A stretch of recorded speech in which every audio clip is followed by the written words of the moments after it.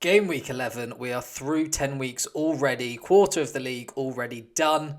Hope you are flying in your leagues. Personally, top of mind, very happy with. Sort of stumbled my way there, but just hitting, like I've talked about in the past, these DEFCON points. This video, we're going to be diving into a couple DEFCON picks, couple picks for you for this game week to make sure you win your game weeks. Starting off with the man in form in FPL, it is Casemiro of Manchester United. I never thought I would have him personally in one of these videos, but I can't turn away from him having 2 goals and 1 assist in the last 2 games. Spurs away, very good fixture for them. Manchester United been in great form at the moment. Obviously, they got a draw last game week. Spurs had a really, really poor game against Chelsea. They did show up midweek in the Champions League, but they have played in the midweek Champions League game, which means that they are going to be slightly more fatigued, slightly more tired in this game. Means Manchester United should have a good opportunity away at Spurs. Spurs been the worst home team in the last year in the Premier League, so it's not exactly the most intimidating place for Manchester United to go. Casemiro, 15 and 12 points in the last 2 games, 12 DEFCON, I guess we're going to call them points, 14 DEFCON points, hitting that 2-point mark as well in these games. It looks like he is getting to grips with Ruben Amorim's system in that central midfield. Obviously, with Bruno alongside him, he's the destroyer in there. He's the one doing the defensive contributions for them, and he's been doing that admirably in the last few weeks. So I definitely look to get him in. Think he can definitely get DEFCON points in this game. Away from home, Spurs should have more of the ball. Hopefully he's going to be getting tackling, and as we've seen, he can pitch in with a goal and assist as of late. The next person, Jacob Murphy, Brentford away. He's nailed down this right wing spot. Obviously, they got Alanga in for, I think it was about 50 mil, big money from Nottingham Forest, but he hasn't really hit the ground running, and Murphy is doing exactly what he did last year. 2 starts, 2 goals in the last 2 games. Hitting form just as we want it. Newcastle needed to find something. It wasn't quite clicking at the start of the season. Murphy's come back into the side. Obviously, Voltemada's scoring for fun.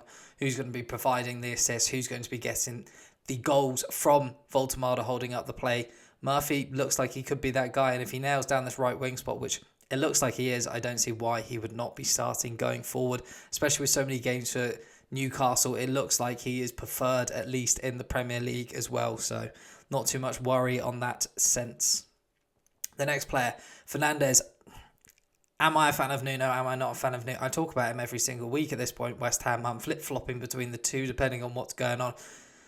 But 3-1 against Newcastle. Very, very impressive display. And a very impressive display from this man, Fernandes, who seems to be coming into the team under Nuno, which I didn't really expect because they obviously have Paqueta there.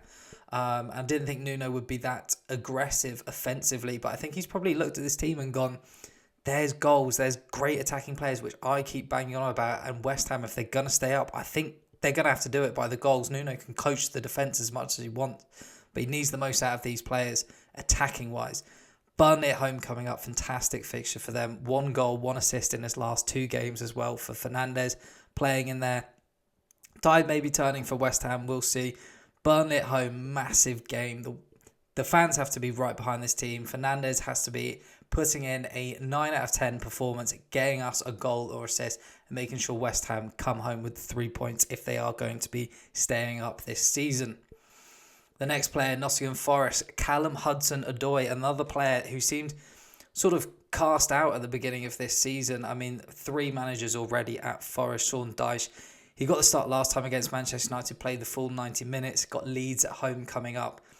Looks like he could be a starter going forward under Sean Dyche. I think he's that sort of fast, tricky winger, which will be great in transitions, which is what, I mean, he was, and Forest were fantastic at under Nuno last season. I think Dyche may be looking at that blueprint from last season, getting in some of the more established, reliable players, aka Callum Hudson-Odoi, who's been at the club, doesn't need time to settle in this season. Get him in, start him.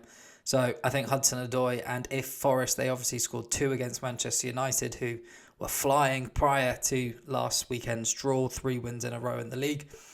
I think they could be looking at a revival as well under Sean Dyche at Nottingham Forest, and Callum Hudson-Odoi should be profiting from that. Leeds at home, good fixture as well against one of the newly promoted sides. Another, much like West Ham, 6-pointer at their place, which they should be looking to get goals at. The final player, I've put Flemming in. I put Flemming actually in my video last week and then took him out last second for Callum Wilson. Callum Wilson, I think, another fantastic pick at West Ham. Looks like, I should just comment quickly on that, it looks like Fulkrug may be handing in a transfer request in January. So Wilson, I expect them to bring in a replacement if he does go, but Wilson could be the starting 9 now for West Ham. But Flemming I had in last week because he obviously had, I think, a couple starts, 2 starts, and then started again this week. So 3 starts in a row. But he had a really tough fixture. I think it was Arsenal that they had. So I sort of changed it last minute. But Nottingham Forest away, bit of an easier fixture this one. Scott Parker a couple of weeks ago was asked about the inclusion of Flemming now because, Forster was playing really well, Lyle Foster, for Burnley up top.